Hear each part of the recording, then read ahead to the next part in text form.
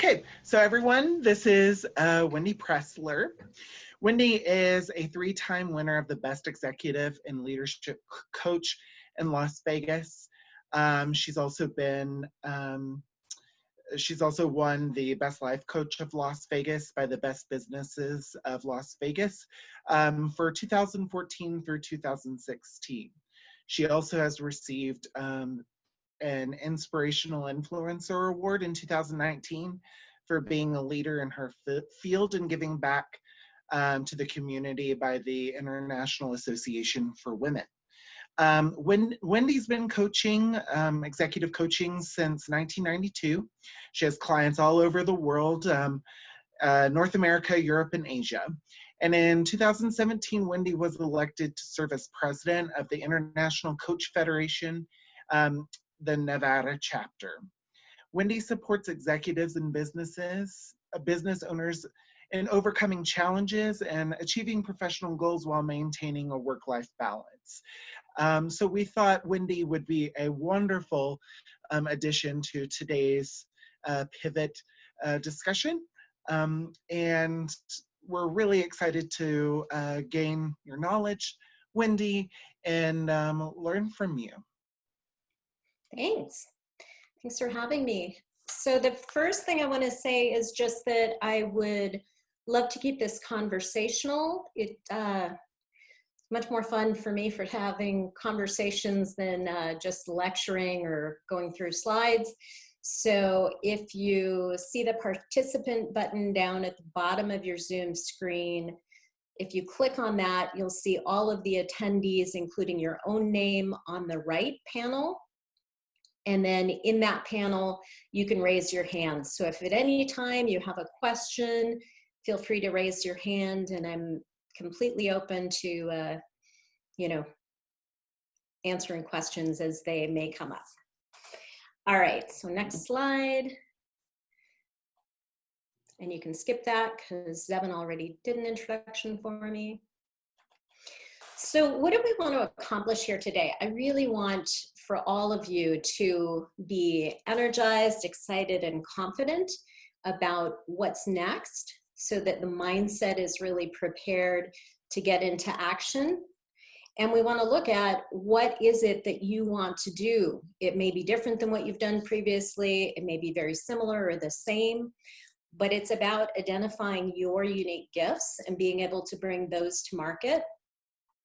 And as a coach, it's a lot about having the right perspective so that you can really respond to what's going on, whether that's during or following COVID-19. And I'm not sure following is something we can count on anytime soon. So during these crazy times, how do you get in action and respond appropriately, but not be reactionary? And once you're in action, how do we get you to be unstoppable so that you're not taken out? Or if you do get taken out, so that you get right back in there. That's really what coaching is about. Next slide, please. And I love this definition of calm from Brené Brown. So creating perspective and mindfulness while managing your emotional reactivity. Because given the current circumstances, it's critical that we're calm so that we can be in action and do it from the right frame of mind, right? Next slide, please. So I'd love to hear from a few of you. How are you doing right now, given these circumstances? What are some of the words that come up? And feel free to unmute yourself and just shout out what's going on for you, or put a few words in the chat box.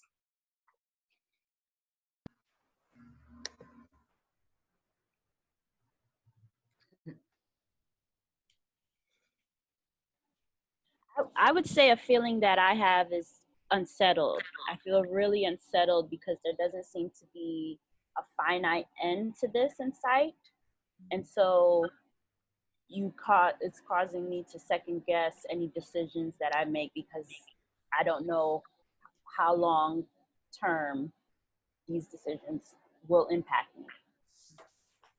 Yeah, thanks for sharing that, Nora.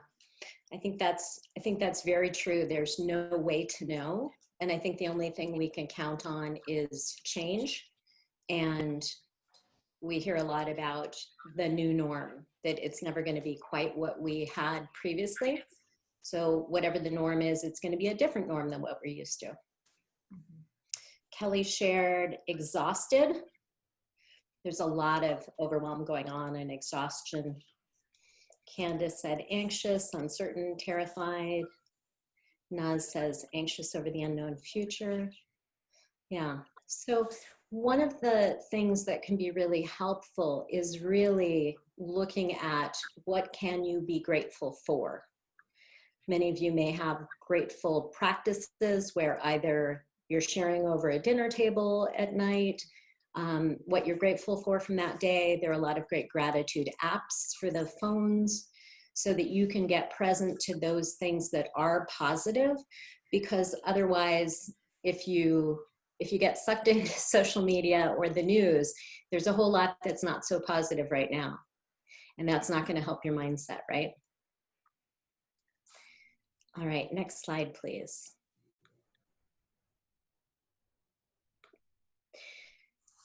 One of the terms you may or may not be familiar with is VUCA.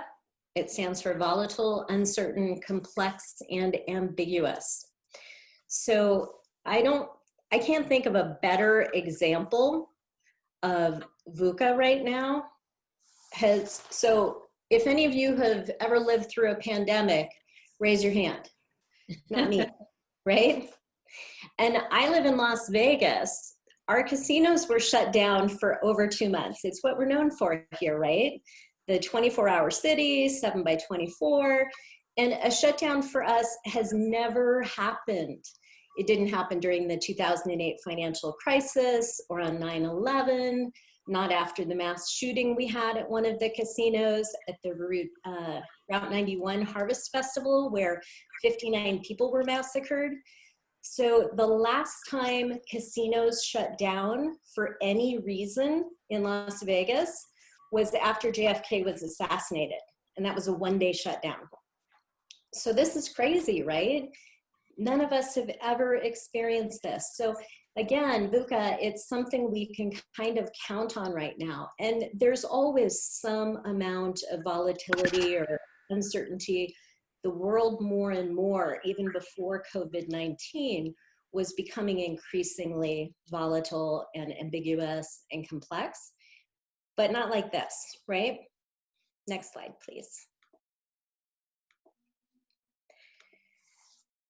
What's important for you to keep the right mindset is really to focus not on the things you can't control, but to focus on all of the things that you can control.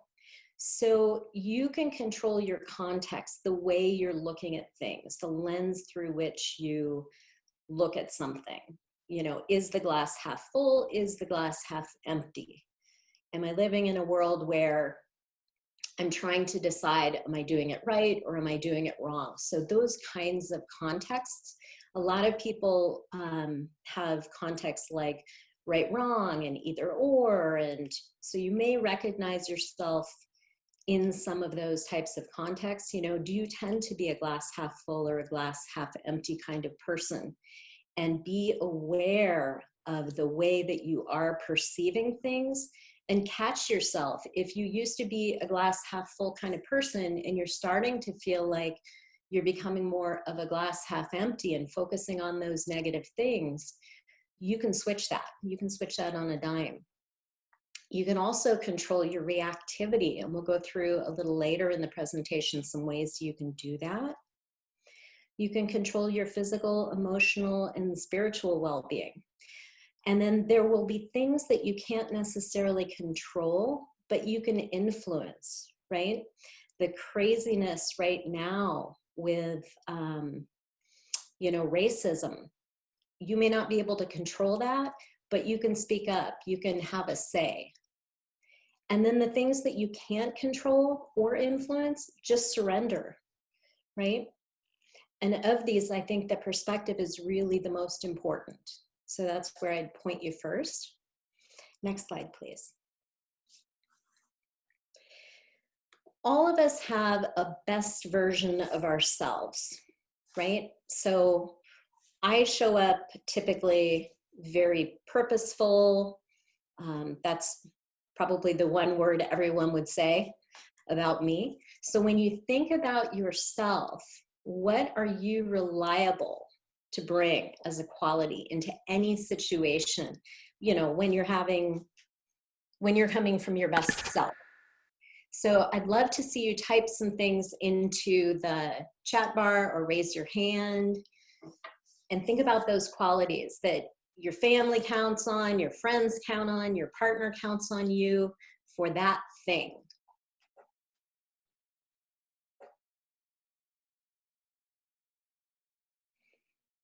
Sue, positive energy. Yes, Sue, I know that that is true about you. Humor, order, dynamism.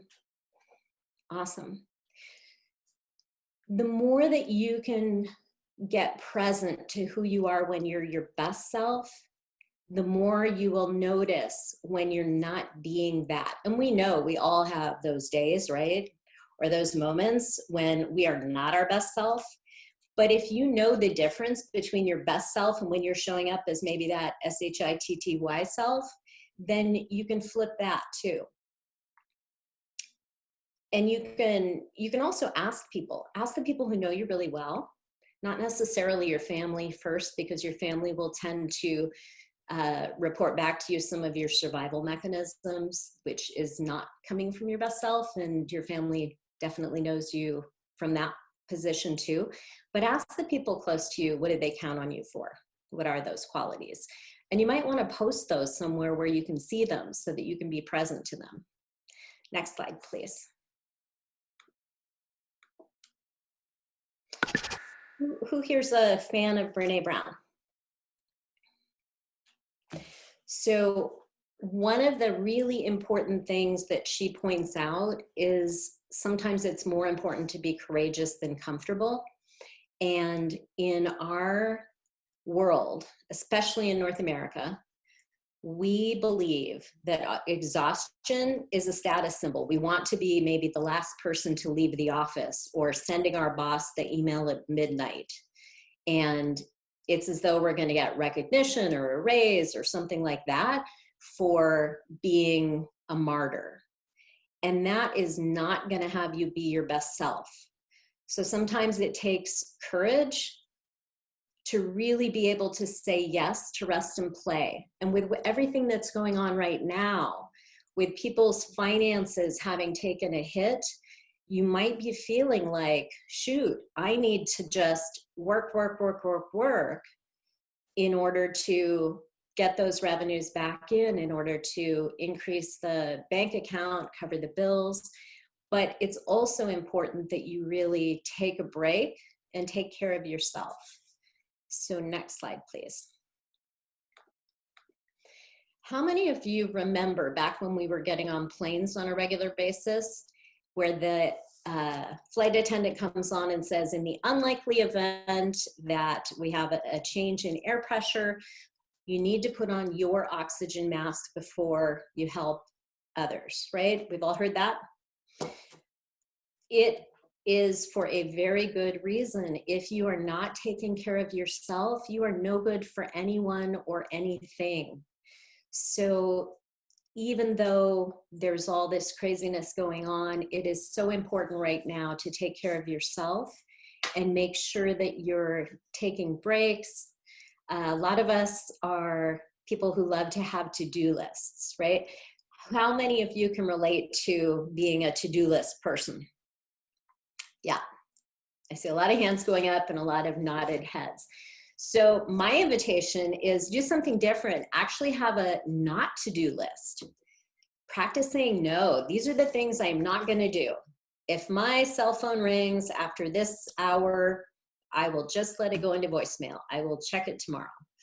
Or if, you know, so-and-so in my life asks me one more time to go do this for them, I'm going to say no. So really practice putting yourself first, identify the things that stress you out, and put in place boundaries so that you can whether that's taking breaks, stopping work, stopping looking for work, meditating, recharging. Be aware of the people in your life who might be energy vampires. Can we all relate to some energy vampires who, you know, they need our love and support, but they suck the life out of us. So limit the amount of time you're spending having conversations or being around those people. Maybe getting in arguments or certain topics stress you out, especially right now. And make sure that you're doing everything you can to protect your energy, because it also is going to have your immune system be as strong as it can. And we all need to keep COVID-19 at bay. So taking care of your well-being and your energy is a great way to take care of your immune system too. Next slide, please. One of the things I do with all my clients is support them in creating a back to being list. So we talked a few minutes ago about who are you when you're your best version of yourself, right? And we know that nobody can be the best version of themselves 100% of the time. From time to time, we get taken out. Somebody irritates us, we get in an argument, maybe our spouse says something unkind, maybe our parents say something unkind, or our kids. And in those moments, you do want to get back to your best self. So I've listed here a few things that might support you in getting back to your best self, but I'd love to hear a few shares. If you take yourself off mute or type in the chat box, what are things you know that you can do that bring you back to your best self, that really ground you?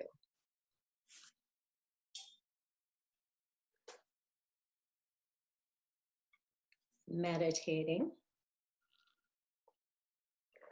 journaling, exercising. I like to be with the people that I love and the people that love me unconditionally as well back. Great. Thanks, Evan. Walking in nature, therapy, dancing, all wonderful things. So I invite you to actually make a list for yourself. Have a list somewhere that you will see it. So in those moments, or right now, unfortunately with COVID-19, maybe it's more than moments, right? Maybe you're finding that there's more lengthy periods of time throughout the day or during the week that you're getting taken out and you know you're not being your best self. So have that list somewhere that you're going to see it, maybe on your fridge, maybe on your bathroom mirror.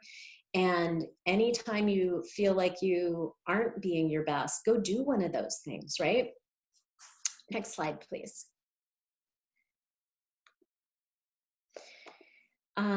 Who is familiar with the book, The Big Leap by Gay Hendricks? Anybody? So fabulous book, highly recommend it. And it's about identifying your zone of genius.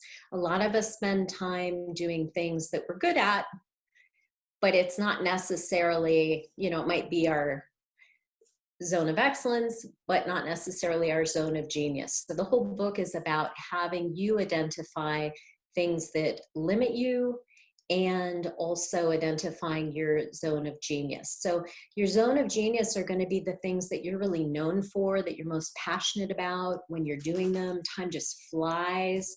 You get amazing results and you have to put in very little effort to get them. So all of these kinds of things that are just inherent skills or gifts that we have. And for you, you might think it's no big deal, but for other people, you know, they can't figure out how you manage to do that.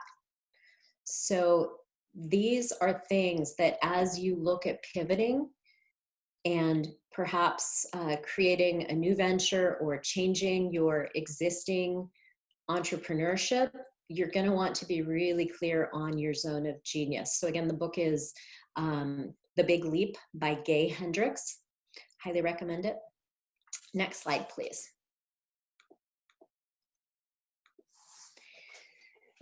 The opportunity that we all face right now as we look at pivoting, and Marty and Zevin, I just acknowledge you for putting this entire day together so that people really can focus on pivoting. And look at what's actually needed right now. If we look out there in the market, you know, whoever's been making face masks, whoever's been now shifting to make hand sanitizer, all of these things, there's now an opportunity for those given the current circumstance. And what's the opportunity for you given your particular zone of genius? And as things have been reopening, it may be that you actually could go back to what you used to do. But my question to you and my challenge to you is to really dig deep and take a look at, is this what you would want to do? You want your heart to sing, right? You want to feel fulfilled. Next slide, please.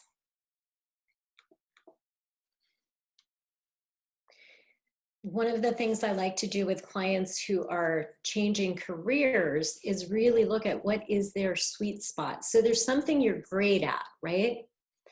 It may or may not bring you joy.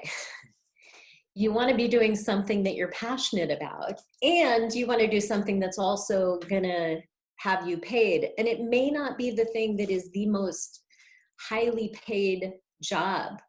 When I had a $500 million a year sales quota, I made slightly more than I make now as an executive coach. But you know what? I prefer being a coach. So I could go back and do that sales thing, but I'm not going to. So what's the sweet spot for you that's the intersection between your zone of genius and what's bringing you joy and what people are going to pay you to do? And who has a sense that that sweet spot for you may not be what you've been doing?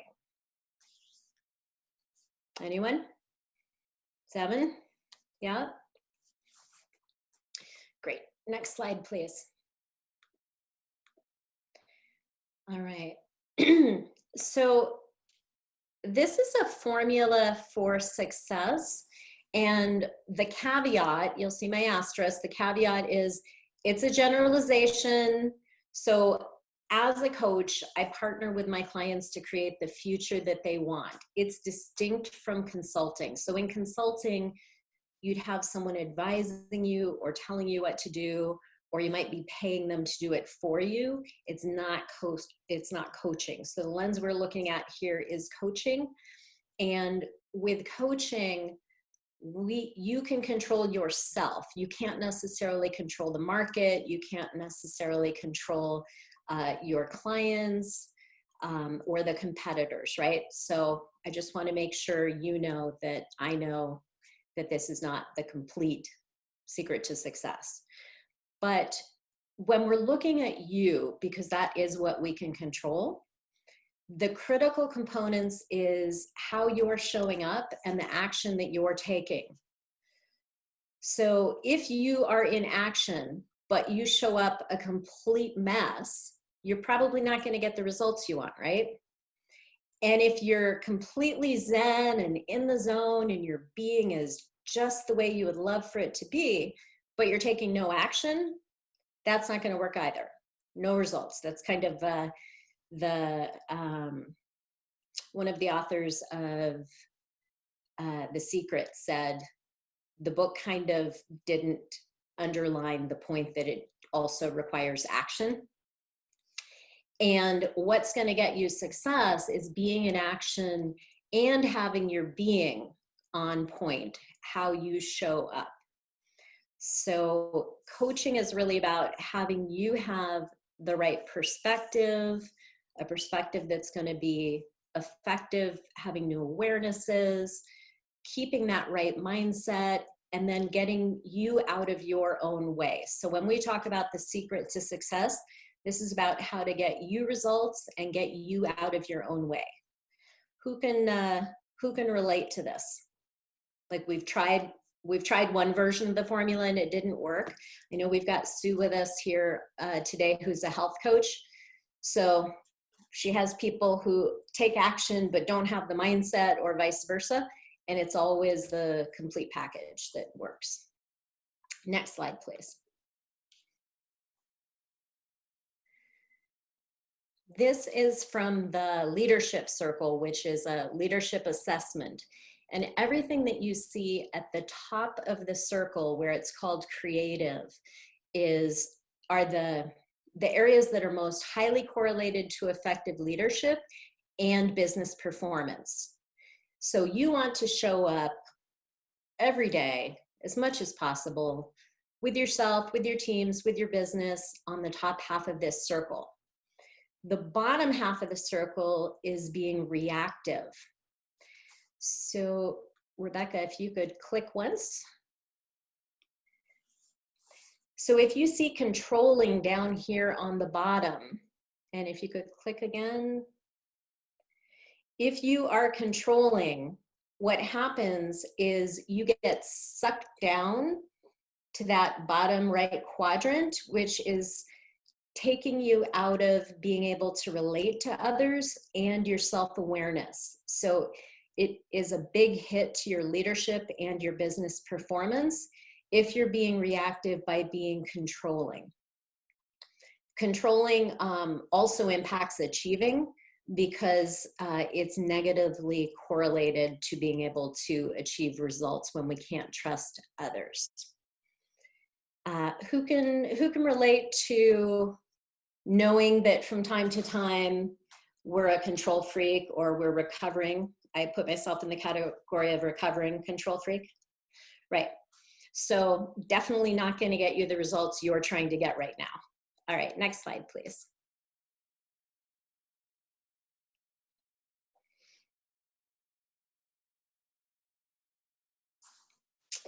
Okay. So similarly, here you see protecting. And if you could click again, protecting will suck you down from authenticity. Authenticity is made up of both integrity and courageous authenticity. So if you're too concerned about what others think and you're trying to be critical and aloof and distant to protect yourself because of what others might think of you, you will not show up as having high integrity because they won't know if you're walking the talk, if your intentions and your speaking and your actions are aligned, and you won't have that courageous authenticity where you're willing to say the bold thing, you know, even if people don't like you for it. Next slide, please.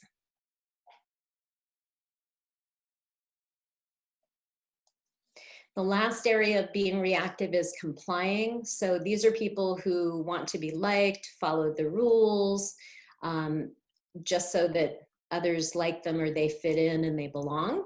And it is directly correlated to being able to achieve. Everyone on this Zoom, I believe, is here because we want to achieve results, right? And do it in a way that matches our values and our priorities and we feel good about so that we can be fulfilled. But ultimately, we have to achieve results, right? So complying will get in your way. Next slide, please. As we talked about previously, very important to be able to keep calm. So here are some different tactics that you can use if you notice you're being reactive and you know that's going to get in your way of being a good leader, producing the results that you want, and you need to be calm. So it's really about being able to slow down and respond rather than reacting. You may be familiar with tactical or box breathing, where you breathe into the count of 4, you hold it to the count of 4, you exhale to the count of 4, and then you hold that again to the count of 4. It's used by EMTs and other military personnel to really be able to stay calm in tense situations. You may have additional things that keep you calm. You can always go back to that list that you're creating for yourself of your back to being practices, maybe meditating, maybe now that massage. I was told recently by the massage therapist at my chiropractor's office that he was not a masseuse, he was a massage therapist, and that they're very different. And maybe in Vegas, I have to be more sensitive to that. So, and one of the key factors to keep calm is don't beat yourself up. No self-flagellation. Who here likes to be hard on themselves and set really high bars for everything they do, right? So doesn't get you what you want to get. And accept all emotions and choose which ones to ride. There's a great quote by Jonathan Martinson. Feelings are much like waves. We can't stop them from coming, but we can choose which ones to surf. So if you have extra practices that you can think of that support you in staying calm and might support others on this call, I invite you to either raise your hand, shout them out, put them in the chat box, because everybody here I know is brilliant and has great ideas. And this list is definitely not intended to be exhaustive, or you wouldn't be able to read the font. So Marty says, knowing when to let go. Great. So next slide, please.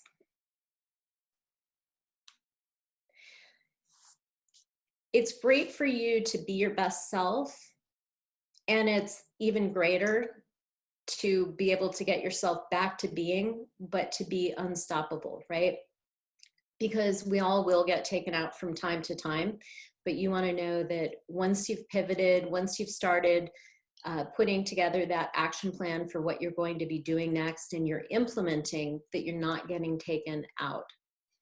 So far, we've looked at what it is to be calm in the face of uncertainty, prioritizing your self-care, being the best version of yourself, and the ability to bring yourself back to that, identifying your zone of genius and your sweet spot, the correlation between reactivity and ineffective leadership and business performance, and that action and being will get you to success.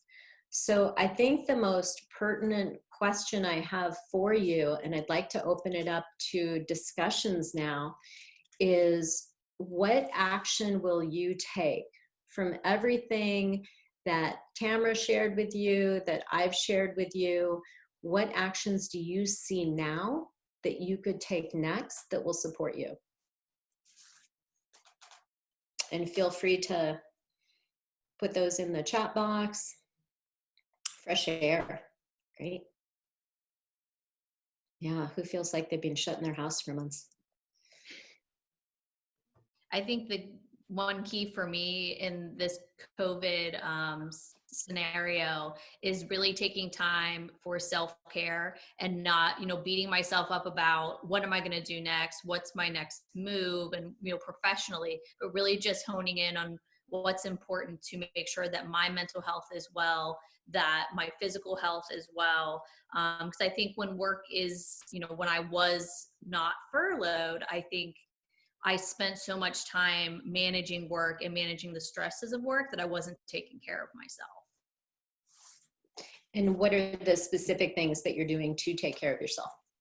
I'm starting routines as far as I work out twice a day. Of course, I have time for this, but whenever I am working full time again, I think that making sure that that stays as part of my daily routine. And then also just like thinking about what I'm consuming and, not drinking every day just because we, don't have to go to work, things like that. Just finding, creating boundaries for myself to make sure that I'm staying in a good health space. Great. I read an article that alcohol purchases have gone up dramatically during COVID-19. Yeah. And that you, on the one hand, you have this thought that, well, I don't have to drive. It's not like I'm going out to meet friends for cocktails and then I have to drive home. And then all of a sudden, some young woman was telling the person interviewing her, she was horrified at the end of the week when she went to do the recycling because she saw how many empty bottles there actually were. And that maybe when you're out having cocktails at the bar or in a restaurant with your friends, you're never seeing the empty bottles. So yeah, I think there's a lot of that. So good for you, Annette, for, really watching what you're eating and drinking and the workouts. I did 2 workouts myself yesterday and definitely felt the second one. Who else has some things to share? What actions are you going to take? Well, everything that Annette said, I feel like I'm totally 100% on the same page. And even just, spiritually and being in gratitude for this time to really regroup and solidify my habits of health and my spiritual time and my family time and just really things that are priority. I'm honestly a little nervous that when the world opens up that I won't put on the limitations that I do now. Like, 3 Zooms is my limit in a day. Like normally I could be out at 6 in the morning and come home at 6 at night, and I'm self-employed. Like I don't need to be doing that. So I hope that even when the pandemic lifts, as it's starting to, that I stay as grounded as I am right now. And just something about your presentation that struck me in that wheel of reactivity and effectiveness. I really saw myself in that part, on the reactive part where I guess it's you want to be liked. I forget the category name. Compliant. Oh my God, I'm so compliant. And as a coach, like I don't tell people what they're, but I question and try to bring it out. And then I'm like, oh, are they going to hear me? Oh, and so I see I have to let go of that compliance so I can be more effective for clients. So that was really great. That's great. It's funny because powerful questions is obviously one of the most important tools that coaches have, but people pay me to say the bold thing that nobody else is going to tell them. So you can't want to be liked. I think, if you look at testimonials on my website, people say, you hire Wendy to tell you the things you need to hear, not the things you want to hear. So yeah, good catch for you, Sue, about being compliant. So think about, who do you want to be? Like, what do you want to bring that's going to keep you from getting taken out? And the water right now, it's pretty turbulent, right? So how can you keep your head above water? What other actions do you see that you can take to really be unstoppable and keep your head above water? What's going to make the difference for you?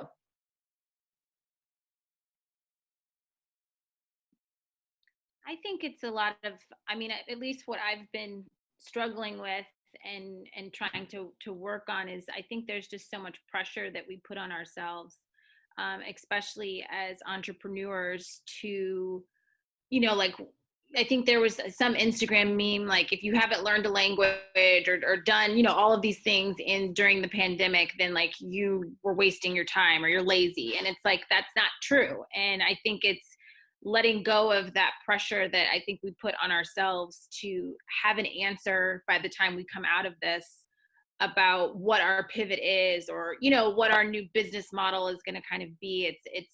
It's not, we're kind of like chasing that clock. And I think it's adding to the existing anxiety that, is a pandemic. And so, what Kelly said, just forgiving ourselves and giving ourselves like that time and space. Yeah.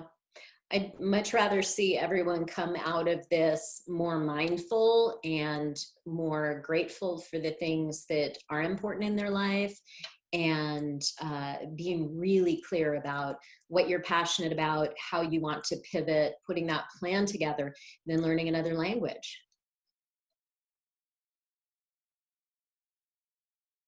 And I love languages and I love traveling, but hey, you want to be passionate about what you're doing. You want something that's going to really have you be fulfilled and make a difference. I think that everyone who's on here is really committed to making a difference on this planet. And with everything going on, we need more people focused on that rather than just chasing the dollar or learning new languages.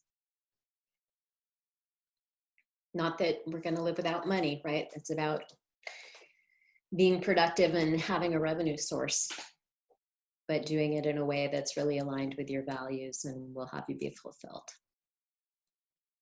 Any other actions? We got forgiveness, setting small, achievable daily goals, managing your consumption of media. Yes, absolutely. Knowing which friends lift you up, and talking to them, whether it's face-to-face or whether it's virtual right now.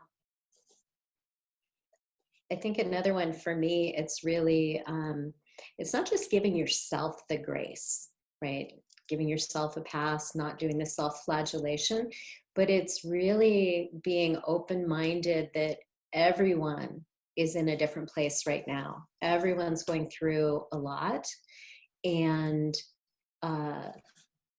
not being judgmental, right? So that we can allow for all of the different attitudes and beliefs and opinions that people may have about the reopening, about getting back together in person. I have friends who still won't leave their house, right? And then I don't know what it's like where you live, but in Vegas, if I go to the grocery store to do a curbside pickup now, I see most of the people with no face masks heading in the store. And it's as if some people are now at the point where they're sick enough of the shutdown that as soon as we said, okay, phase 2, phase 3, things are opening up, people are like, COVID-19, what was that? No. So everyone's a different place, and you can't get judgmental and be too harsh on others. I think we just have to practice a lot of grace and open-mindedness, and just allowing and honoring each person for whatever they have going on for themselves. Great. Next slide. So I'm definitely available for support. If anybody wants to reach out, you have my email, phone number, website. If you want to know more information about showing up consistently as the best version of yourself, or identifying your sweet spot or the zone of genius or the leadership circle, my commitment is that everyone is supported and in action from a powerful place, and that if you do get taken out, that you get right back in there. So please don't hesitate to reach out if there's anything I can do to support you. Any So other questions? For you.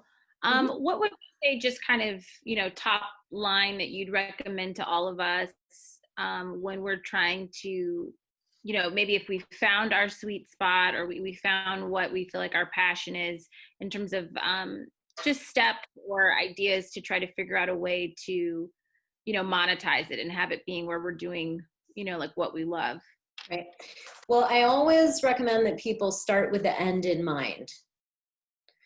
So you almost have to look at it through childlike eyes, so that you're not having self-limiting thoughts.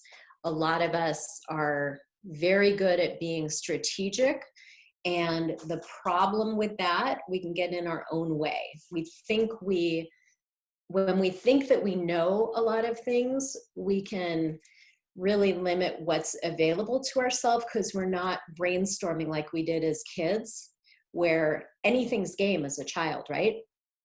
If your parents send you outside to play and all you have is a, stick and dirt, you can have fun. But the smarter we get and the more knowledgeable we get, the more we shut down our openness a lot of times. So think about what it is you really want to create. Imagine that thing you want to bring to market, or where you want to be a year from now, where do you want to be 6 months from now, and then work your way backwards. Because when you do it that way, if you say, okay, a year from now, here's what I want. So where would I need to be like 10 or 11 months from now to make that last month a no-brainer? So what's that milestone? And then where would I need to be a month or two before that? So you're working your way backwards to today rather than working your way forwards. When you work your way forwards, you're kind of in the same context, and you're limited to the things that you can do to get there. You're typically trying the same thing over and over again. You're adding time and you're adding more attempts. but you're not trying different things than you have previously done. And it can lead a lot of times to frustration. And it works for about as long as your willpower holds up, right? Before you get frustrated. But if you can come from that child's mind and start with the future that you want to have, and then figure out how would I have gotten there, it'll open up more possibilities for you to try different things. Does that make sense? Yes, thank you. Great. Did anyone Ready? have any other questions before Seven wraps us up? I do. Wendy, can you give us some examples of some of your clients that have made the pivot to maybe what they were doing to what they are doing now? Kind of talk about that a little bit from real life example, and share with us a little bit what changed in their mindset to get them from point A to point B to where they are now. Sure. So I've got one client who has two separate businesses. Both of them are based on people being together in person. So for, during the COVID-19 shutdown, that was gone. There was no opportunity to be in person doing events, generating revenue. And he put together a new strategy that has him on target to hit 250K by the end of the year. So some of it was, I guess actually for both of his businesses, he went virtual, right? So one is an events business that he made virtual, and another is an art. He's an artist. So he used to do everything face to face, and now he's doing virtual exhibitions. So that's one example. There's another person whose client does cooking, right? Chef stuff. So as you've seen with a lot of the restaurants, they switched to curbside pickup. I have one restaurant owner who didn't want to do curbside pickup with the whole menu because it required having too much staff in the kitchen, but switched to his amazing bread, just him and his wife making bread all day long for curbside pickup.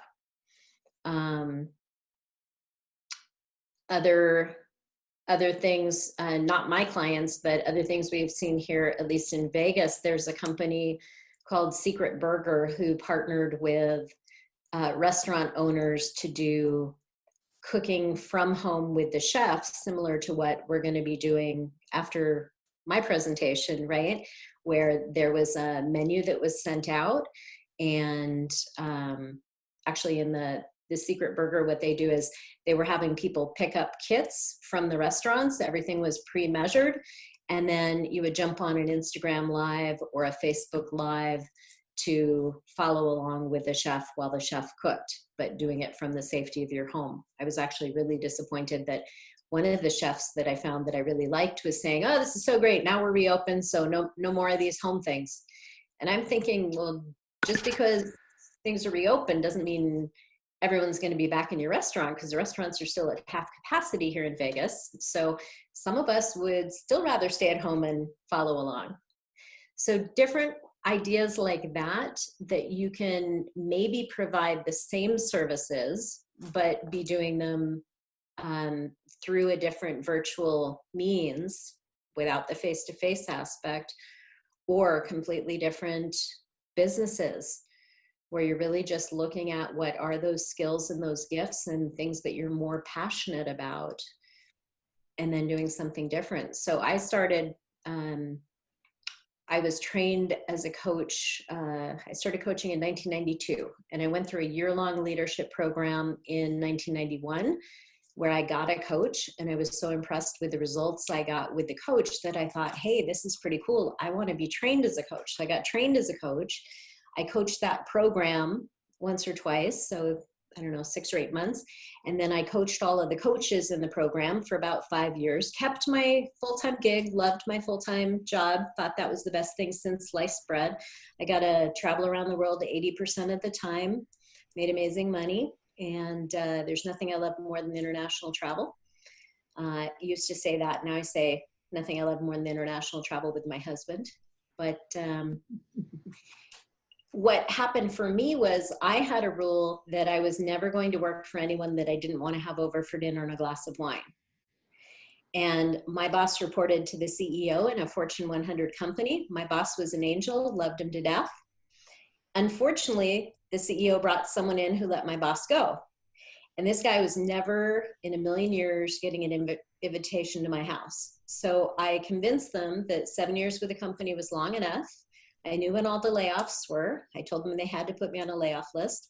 And I took 2 years off to take care of my grandmother until she passed away. And then I felt like I didn't want to go back to corporate America because I felt like it had no soul. And I knew that whether I hit my $500 million quota or not, they didn't really care about me. So I decided I had to be doing something where I was making the same kind of difference that I'd been able to make for my grandmother on a daily basis. So it was kind of that V8 moment, you know, where you hit yourself in the head and it's like, oh, coaching, I'm such an idiot. Why don't I do coaching full-time instead of on the side? So you may already have the skills. You may be doing something as a hobby right now that you want to monetize. So it's really about going back and doing that personal inventory, thinking about the things you're most passionate about, the things that you're really great at, and then thinking about what's really needed right now, you know, and if you get stuck, call me. Happy to support you. Great. Wonderful. Thank you for those awesome examples. And I loved how you highlighted the chef who started the pickup catering business because I come from an events background and a couple of the others do as well. And it just goes to show with, you know, you, and I'm sure you're not the only one who is kind of bummed that they're not doing it anymore. It goes to show you that the investments that you make in altering your brand now for this slot of time during COVID and, you know, 3, 4, 5 years to come are things that could further your brand in the long run. People will latch on to you because you did this one thing, possibly. If you're making the right decisions, if you're making the right investments in yourself, like the chef did, you know, this could be something long-term for him. This might be something that he specializes in, you know, moving forward if the audience continues to be there. And it sounds like Wendy's signed up, she's ready, you know, so. And I had a party at my house. It was my birthday. So Sunday I had a personal chef that I had bid on a gift certificate at a charity event, and we held off for months. I think I got it in December. We were going to do it for my husband's birthday in April, and then COVID-19 happens. So we decided Sunday night that we would let the chef into our house. I took his temperature and everybody else's. And 6 of us were on the patio in our backyard having this amazing meal served to us. And I told him he needs to go do this chef thing, you know, where he's not necessarily needing to be in people's house, but for him, it's a whole new market. If he can, because he doesn't have a commercial kitchen. I had talked to him originally when everything shut down and suddenly he had no more gigs. And he said he didn't have a commercial kitchen, but for him to be able to put together the kits and either deliver them or have people come and pick them up somewhere and then cook at home is a whole new opportunity. And I think it behooves all of us to really stay in touch with our clients and find out, what do they want? What do they like? You know, What do they wish they had that they don't right now? Because it may be that you're doing something for them now and you might plan to shift back and stop doing that, but you want to know if they'd like you to keep doing it. Or you want to hear what do they not have available to them right now that if they did have available, it would make a difference. And see if that's something you want to provide. Or maybe you know someone else. Maybe there's someone else you know from this Zoom that you could say, hey, I can't do that, but Nora could, right? Yeah, I love how you touched on that, because it's all about, you know, a community. And we talked about this with Tam, is, you know, creating your network of superheroes to make yourself, or make your task conquer your task. Wendy, thank you so much for being here with us, and it was a wonderful discussion, and the information that you shared with us will definitely prepare us for the rest of the day as we hear our panelists and then move into our roundtable. But now that we've learned a lot, it's time to have some fun. We're gonna either break off and choose to do a cooking demo with Jocko. He is a chef to the elite in Washington, D.C., or a fast-paced, fun 30-minute Zumba lesson with Kelly Major. We will see you guys there, and then we'll join back together for the panel after the lunch hour. Thank you all for being here, and enjoy the rest of the day.